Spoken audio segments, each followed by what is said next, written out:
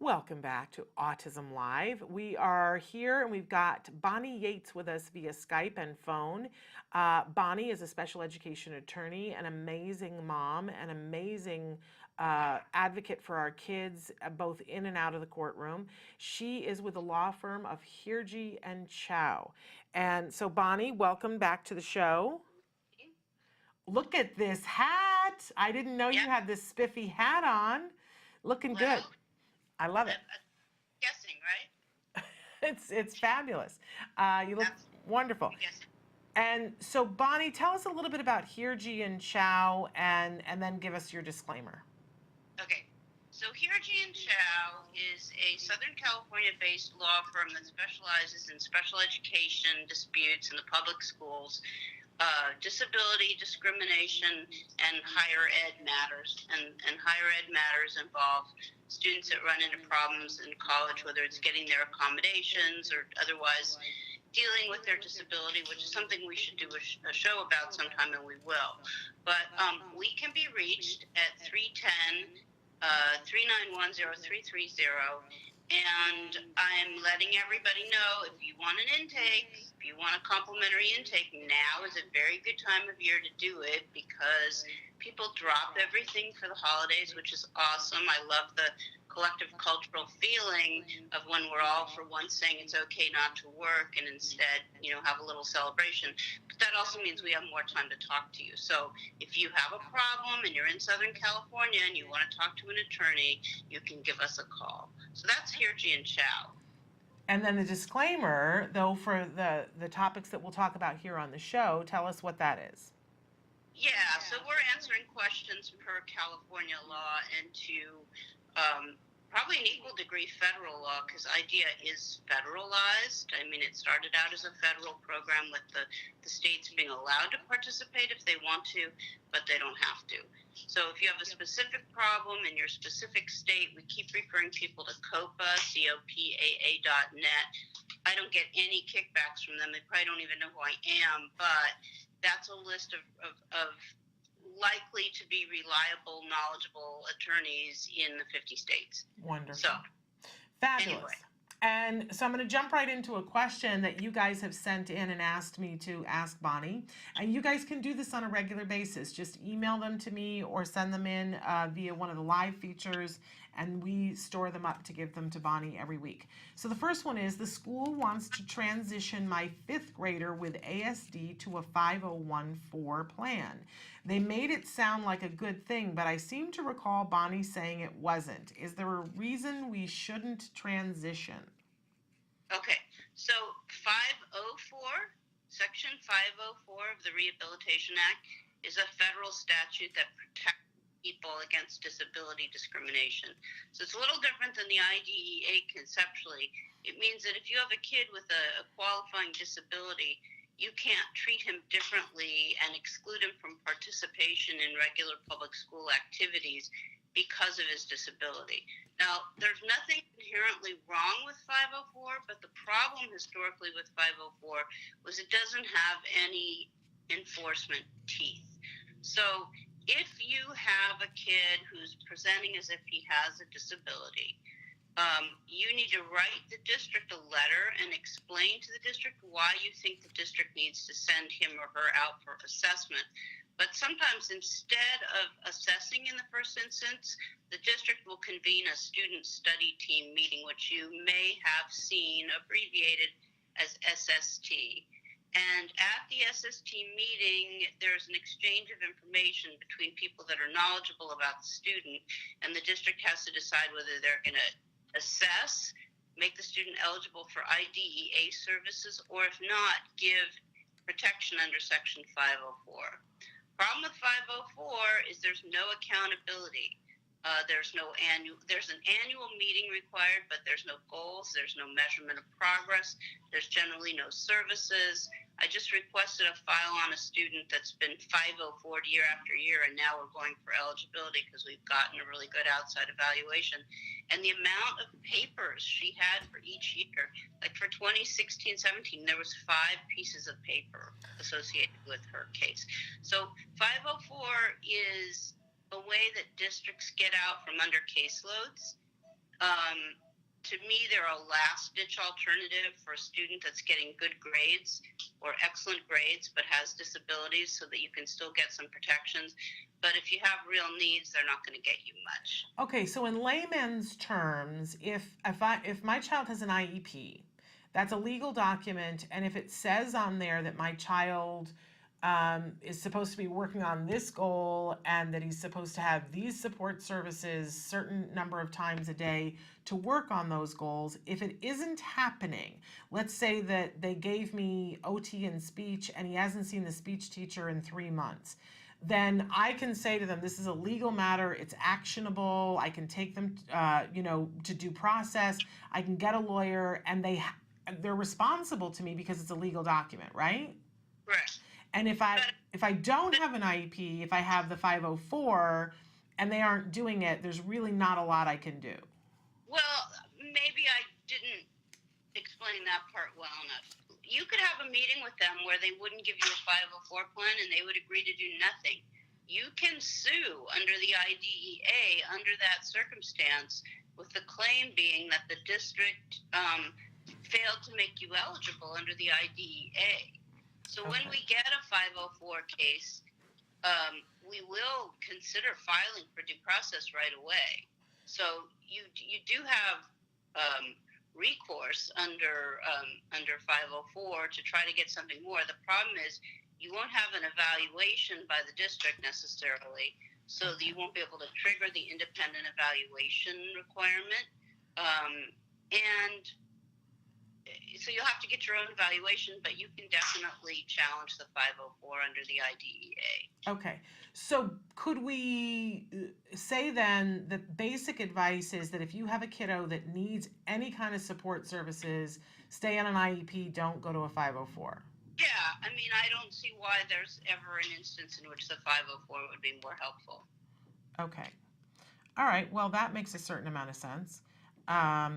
Okay, so let's move on to the second question then, which is... Can I give you an example of sure. what the bad Yeah. district did? Bad thing a district did. When the student was in kindergarten, parents were afraid that student would be kicked out because he was at school on a permit. The parents kind of didn't really assert themselves about his autism diagnosis. I don't really know what that means. What does it mean that he was there on a permit? Well, maybe we should do a whole show on permits. Okay, so per district policy, there are instances in which you're outside of the district, but you're allowed to attend school. Oh, okay. A work permit is probably the one people are most familiar with, but there are other reasons. You could be there on I'm trying to think what other things they do besides work permits. You could be there on an opportunity transfer from another district. You could be in a district that has zones of choice, and they let you attend even if you're outside of the residence area. So when you're there on a permit, the permit is usually reviewed at least annually, and the concern is that if you're not there legally as a resident, they'll yank your permit. Yeah. So the parents dad was teaching in this district, and get this, his union representative said, I wouldn't bring up the issue of your kid having autism because the district might kick you out on your permit. Yeah. Okay, so that's really quite discriminatory. And there's a permit appeal process, and when people are kicked out on a permit and they have a disability, there's a way to generally seek stay put, even if they don't have an IEP yet. But that's another discussion. But anyway, parent did not raise the issue of students' autism in kindergarten, but there was an SST meeting, a student study team meeting, because mom was trying to get him some help, just not an IEP, and she told the principal, he has an autism diagnosis from Dr. So-and-so, and the principal wrote it in the SST notes. So 2 years later, I'm looking at the SST notes, and I've got a district that was told the student has autism, and they did nothing further. So Wow. that's the student that didn't have an IEP yet, but believe me, has one now, and now we're coming back for all the comp ed that the student is owed because he wasn't eligible for the first 2 years. Now you've opened up all these other questions for me, Bonnie. So if, I can understand why a parent wouldn't want to tell a district when you're applying for a permit that your child had some sort of a diagnosis, because it's going to cost them money. But Right. but can a parent get in trouble for applying for a permit and not disclosing that their child has special education needs? No. Ooh, well, that's very interesting, isn't it? But a school, once they're notified, whether the parent is asking for it or not, needs to be responsive and take care of the child regardless of whatever. And that's what we've been calling child find obligations. Love it. Okay. All right. Well, that's pretty exciting news there. Okay, I'm gonna move. Yeah. FYI, Yes. in this particular district, there's aggressive enforcement of permits, which includes stuff like going to people's homes at 6 a.m. on a Saturday and knocking on the door to see if they're there or not. Yeah, because nobody is ever not home at 6 a.m. on a Saturday. That's ridiculous to me. Um, Well, but I know that there are people who will lie about where they live to get into a school. well, they will. I mean, look, people in California are desperate. We're like the 49th worst state for education. I was doing the whole hopscotch thing when I was bringing my kids up and trying to figure out where to put them in school. And my mother-in-law, who's, like 47 years older than me, said, God, when my kids were school age, you just sent them to school. It wasn't a big deal like this. Yeah. So parents are desperate, but residency games are very dangerous. You can get in a lot of trouble for making a false statement to a governmental agency, which is what you do when you engage in residency fraud. So these parents were in between a rock and a hard place. It's getting straightened out now. And one thing the district won't do is they won't try to kick them out on a permit once you have it, usually. As long as we're talking about this, I do want to add, when parents are divorced, there are district-specific rules about how this works, and they're not consistent, but the standard rule is, if either parent lives in the district 50% time, if either parent lives in the district and the student is with them 50% of the time, then the student can go to school there, even if their other parent lives in another district. So we had a case with this same district that's so aggressive about the permit process, and they demanded that I show them the court order Ray custody. And I did a bunch of research, and I talked to Los Angeles County Office of Education, and basically determined that there's no legal right for them to force you to give them your custody arrangement, your court-ordered custody arrangement, and that they can't come into your house absent a search warrant. So I wrote the attorney back and said, this is the living arrangement. Please provide me with the authority you have that says that the student's family has to turn over their private familial custody arrangement, and I consider the matter dropped because I haven't heard from the attorney in about 3 months after that letter. Did you snap when you said it? Did you do the little girlfriend snap? What, with the, what is your authority on which you're asking this? Because that's pretty good. As long as you're talking about snap, we are going to get to crack. Oh. So we need a couple minutes at the end for crack. So what's the second question? I saw that you sent me a recipe.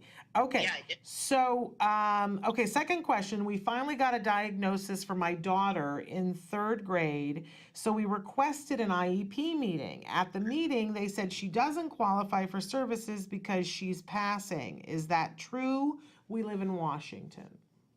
Okay. So in California, it's not true because unique needs extend to vocational and social. They're not limited to grades. Districts want to do it when they can, based on good grades. So you have to tease out the behavioral deficits, the social deficits, and the self-care adaptive stuff, which includes things like self-advocacy, as well as more fine motor tasks or organizational tasks, stuff like that. So the answer is no, but they're going to make you prove it. Okay. I always am disheartened by this whole idea of, well, they can pass, as if that's what any of us really want to do in school, is pass.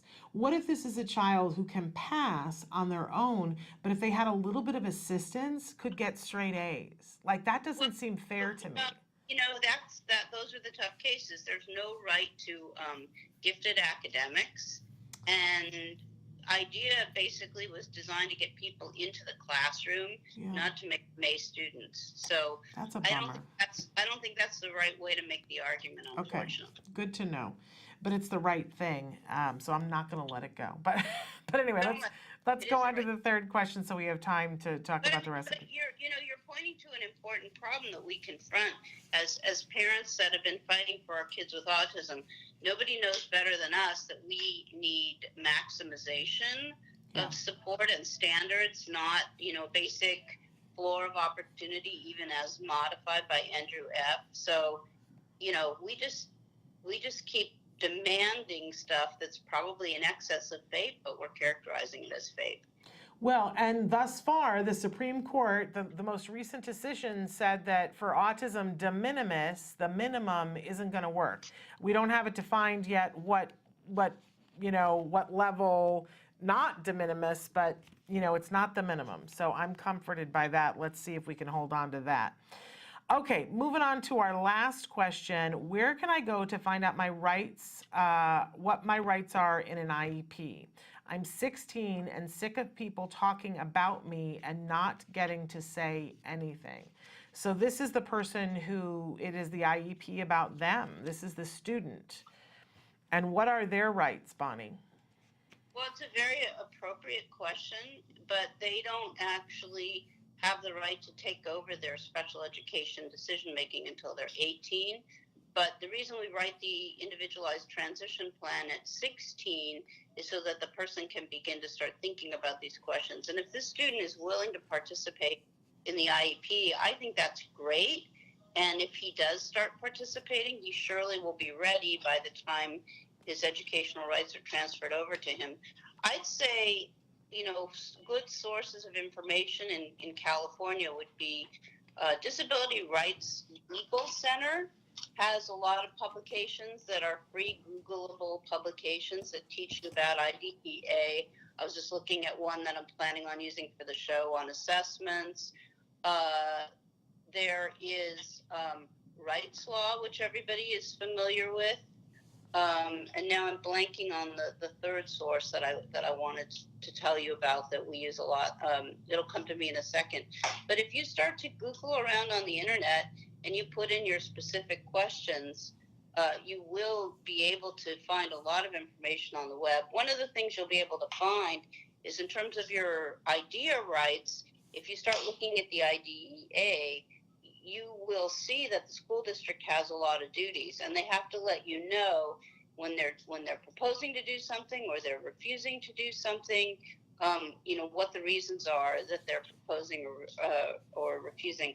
I can send some general IDEA resources for folks that I think are really well written and understandable. The third source is Protection and Advocacy, another fabulous California organization. They've done a lot of trailblazing writing, including a 5 or 6 or 7 year project writing about the use of restraints and seclusion. So 16-year-old, you sound really pulled together, smart and articulate. We're going to give you some resources so you can learn about how you can self-advocate. Fabulous. Thank you so much. And so we wanted to save time at the end for you to talk about crack. And I see that you have sent me a recipe to post. So this is for a recipe. The title of it is called Christmas Crack. And do you want to tell us what's in this, Bonnie? Yeah. Tell me how many minutes or seconds we have left. We got about like 6 minutes left, so you got time. Oh, wow. I'm rolling in it. Yeah. Okay. So this is actually a recipe that I guess where I'm going to begin is I went to a lovely party at Shannon's house, a housewarming party. And I was thinking this morning that the things that you don't know about people are, at least as interesting as the things you do know. So Shannon, in a very short time, had transformed her house into this Christmassy scene with lots of little cute decorations and a beautiful tree. And it's like our first holiday party that we went to, and it definitely got us into the spirit. So I was thinking that it might be fun to tell the listeners a couple things about me that they don't know that might be more interesting than what they do. I love it. So one thing, and I'm certainly not going to do it on the air, do not get any ideas, but I do have a puppetry act that Bonnie. it will never be on Autism Live, okay? It will never be on Autism Live. Second of all, I do like to bake, although I really give it a wide berth because first I bake, and then I have a beautiful glass dish that baked goods go under. And, you know, I'm wearing my jeans today, so I don't need to tell you any more about why I have to keep it in check. But I'm also really obsessed with the hairstyles in Pinterest. And so when you look at Pinterest with all their fancy braiding and thising and thatting, there's inevitably recipe after recipe for stuff you can bake. And so I am going to be making some Christmas cookies for special valuable people in my life, like Dr. Ann Simon, who is an amazing neuropsychologist in West LA who just helps kids every time I turn around. But hope she's not listening because that'll ruin the surprise. So it's called Christmas Crack, but it's really not Christmas crack. It's really non-denominational. It's holiday crack. So that's the recipe that I sent you. That's the goodie for today. Haven't made it before, but I'll just tell you it's saltine crackers covered with a caramel sauce and then dipped in dark chocolate. And so it says it's super, super easy. You've made this before? Oh, I haven't made it before, but it is super easy because you start with saltine crackers. This is fascinating. Apologies to the gluten-free, casein-free folks out there. I'm another thing to know about me is I'm not doing a ketogenic diet. I'm not gluten-free. I'm not casein-free. I'm not a vegetarian. Etc. So especially at the holiday time, I'm going to let myself sort of, have a little fun with white sugar and chocolate. And well, like I'm looking at the recipe, and I don't think it would be that difficult to convert it into a gluten-free because they make gluten-free crackers now. Oh, well, there you go. And they make dairy-free butter, and they make dairy-free chocolate. So that's basically, it's brown sugar, butter. Coconut oil. Yeah, absolutely. So I think you can absolutely make this gluten-free, casein-free. And it looks like the other thing about it is that it's a fairly easy thing to clean up. Like when you say dipped in chocolate, my mind immediately pictures me with chocolate all over my house, all over my person, and I get scared. But no, we don't. But this shows that you do it in a pan and they have you line the pan beforehand. I'm watching the little, there's a tutorial video. We'll get this posted. I'm for people. About parchment paper. I'm really not into dirty pans. Exactly. Yeah. So this bakes in the pan, and then you basically pull the wrapper off and throw everything else away. And you're pouring the chocolate over the top of it so that it looks like it's been dipped in, but you don't have to like take a fork and dip anything. So great video on here displaying the whole thing. It looks super duper easy. Interest. Okay, do I have 1 minute for reading stuff? Yes, you do. Go for it. My commitment to reading. So we left off last week about the signs that you saw in preschool that might suggest that your child had a nonverbal learning disorder, or dyslexia, or a specific learning disability. The publication is called Dyslexia Guidelines. It's put out by the state of California, and we're going to get through this. It's quite a thick pamphlet, so I'm going to abbreviate. But I want to get you the high concepts because we do know that there's a subset of kids with autism that have trouble learning how to read, and we want to talk about ultimately what are helpful reading interventions for children with autism that can get you over the hump. But we're not quite there yet because where we left off was things you'll see in kindergarten. So today I'm just going to give you some info on the things that you'll see that become problems first grade or after. Okay, and so if your child is displaying any of these signs, it's time to think about whether focused assessment about specific learning disabilities indicated. So in K1, kids develop phonological awareness, which is a fancy way of saying they learn how to sound out the letters and words and make word sounds come out. So kids with these reading disorders, they can't do that. They can't sound out words. they start having problems with things like longer sentences, and they can't learn the rules of phonics. They have difficulty with spelling for obvious reasons. They can't rhyme a simple word like fan with can. They can't take the word can and say, okay, well, if you substitute the N for a P, you get CAP, cap. They can't take a word like rainbow and say it consists of two words, rain and bow. If you throw them the word dog and you ask them to sound it out, they may not be able to do good. They have name of alphabet confusion. They have sound letter correspondence problems. They can't read words without a lot of heavy visual support, or the words that they're reading might make no sense based on what's on the page. They can't track words in oral reading. And they're reading avoidant, which makes me so sad. But that's what you tend to see with the specific learning disability kids. When they don't get the reading help they need by 5th grade, you see kids that have, or 3rd grade, you have kids that have severe anxiety disorders. And, you know, my little teachable moment was taking a dance class once, and I'm kind of slightly dyslexic, my left and right foot I'm not very fast with. It took me twice as long as everyone else in the class to learn the routine, and I thought, this is what it must feel like. Like everybody else getting it, it's easy, they're having fun, and for you, you know, you're the odd person out. So those are some, you know, some things that are clear indicators that something's not going right. And then, you know, the next period of time is kind of the 3rd to 8th or the 4th to 8th, when the expectations are really increased in terms of what a student can do. You go from what they call learning to read to reading to learn. So the curriculum becomes heavily dependent on the student actually being able to learn through reading. And so you have problems with, you know, comprehension, vocabulary, and fluency as those become more important, along with the increased writing demand.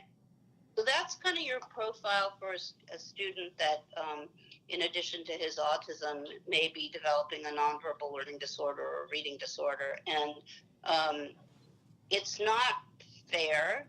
It's not fair for somebody to have more than one disability. It's not fair for somebody to have one disability. But what we figure is, because of the reality that a subpopulation of kids with autism have these other disabilities, we want to talk about them and give you resources for them. So I will be following up with more resources as we go on in our discussion about this. Fabulous. Thank you so much, Bonnie. And by the way, I'm not going to gloss over this puppet thing. You know, I'm a puppet person too. So okay, well, let's have your puppet on the show. Well, I'm saying let's go do a fundraiser puppets. Let's you and I do a puppet show for a fundraiser. You're gonna have your puppets people call my puppets. All right, I will arrange to do that. We'll have a puppet discussion. Okay. You will, because you didn't get to see my through the puppets, right? You didn't get to see my one-woman show. There's puppets in my one-woman show, Bonnie. So we'll have to talk. All right. Thank you so much. We will post the Christmas crack recipe because that's our goodie for the day.